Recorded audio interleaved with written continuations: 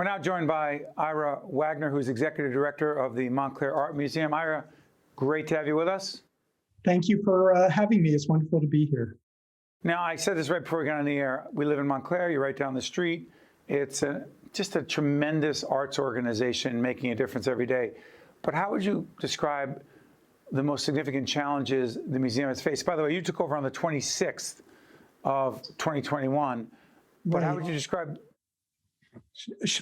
Sure. Well, actually, I became the interim director in about a year ago, in May of 2020.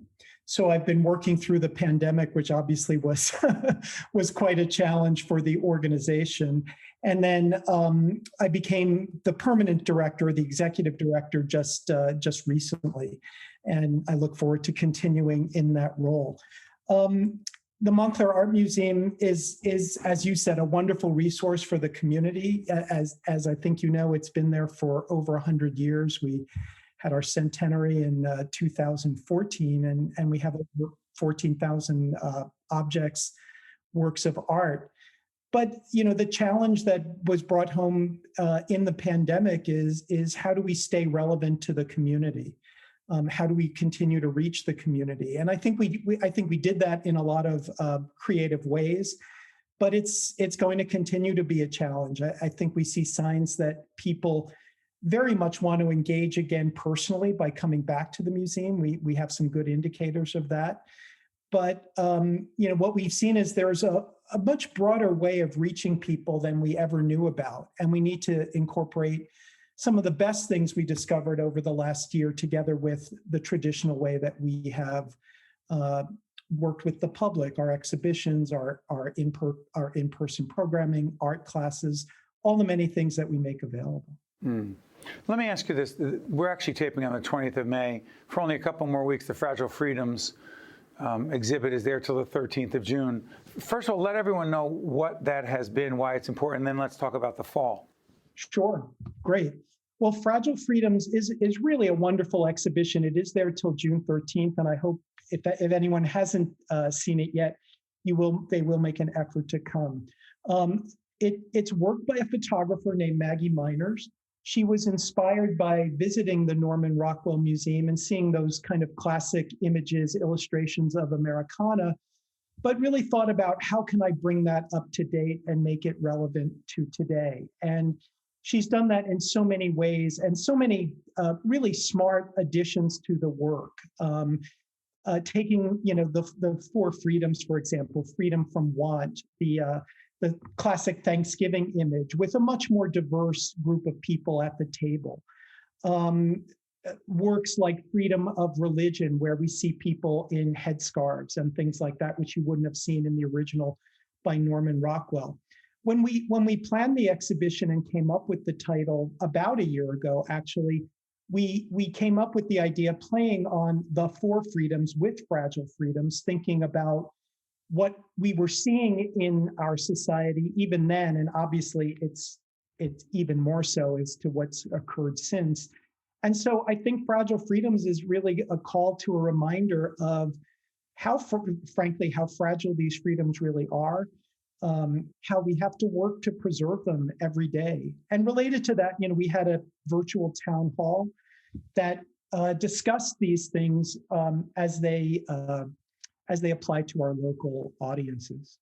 Talk about the fall. Sure.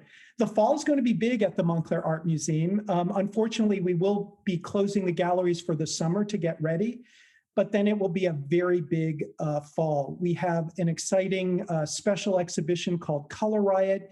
It is Navajo weavings and blankets, borrowed from probably the premier museum of Native American art in the country, the Heard Museum. We recently hired a Native American curator, so she is working hard on that, and you'll see her influence in that exhibition. We have another new exhibition from the permanent collection, which is going to be called Transformed: Objects Reimagined by the Arts in America. And that is based on a work of Jasper Johns, a saying that he wrote, which is take an object, do something to it, do something else to it. So it'll be work interpreted by our curator, a whole variety of media creators, Native American artists, African American artists, artists from throughout the history of American arts.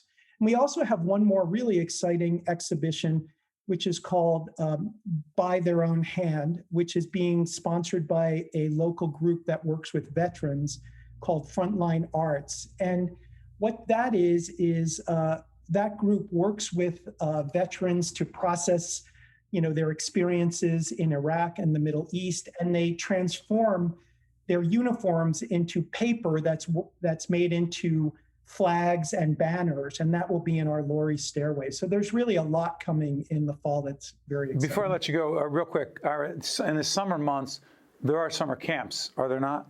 Yes, summer camp, and it is in person. We've had great registration. That's why I think we can see Our daughter has gone to in the past. It's exceptional.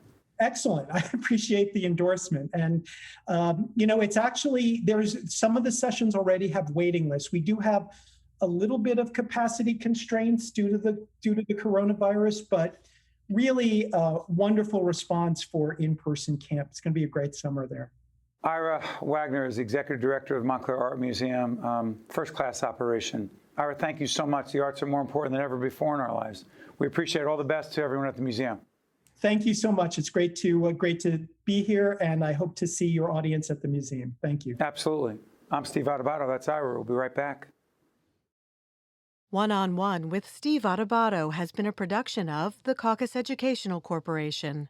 Funding has been provided by the New Jersey Education Association, Bank of America, Summit Health, Johnson & Johnson, MD Advantage Insurance Company, New Jersey Sharing Network, Fedway Associates, Inc., the Adler Aphasia Center, and by the Fidelco Group.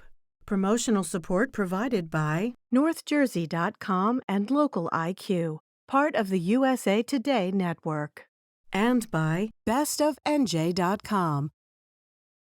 Hi, I'm Joe Roth. In New Jersey, there are nearly 4,000 residents in need of a life-saving organ transplant, and one person dies every 3 days waiting for this gift of life.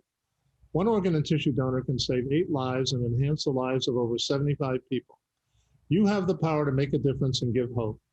For information or to become an organ and tissue donor, visit www.njsharingnetwork.org and be sure to talk with your family and friends about this life-saving decision.